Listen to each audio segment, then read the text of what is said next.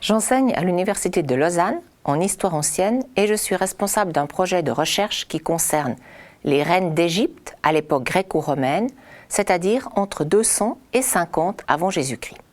On croit souvent que la seule reine d'Égypte à cette époque qui a joué un rôle politique majeur était Cléopâtre VII, la célèbre Cléopâtre incarnée au cinéma par Liz Taylor. Eh bien, c'est faux. Avant Cléopâtre VII, plusieurs reines d'Égypte ont joué un rôle politique. Elles ont le plus souvent partagé le trône avec un homme adulte, parfois avec un enfant, mais 2 femmes sont même parvenues à occuper le trône d'Égypte complètement seules.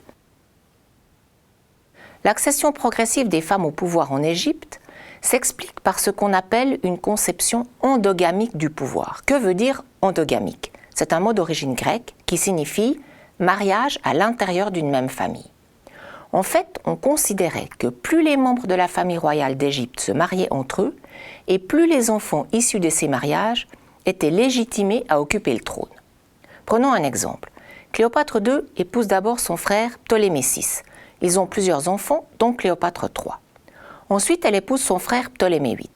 Quelques années plus tard, Ptolémée VIII prend une deuxième épouse, Cléopâtre III, sa nièce. Ptolémée VIII et Cléopâtre III ont ensemble plusieurs enfants, filles et garçons, qui se marient entre eux. Ce système endogamique pose évidemment des problèmes génétiques, ce qui a conduit à l'extinction partielle des mâles de la famille. Mais ce système endogamique présentait un avantage pour les membres féminins de la famille royale. On avait besoin d'elles pour produire des héritiers légitimes. Du coup, elles en ont profité pour s'imposer dans le jeu politique et se sont parfois montrées de très habiles dirigeantes du royaume.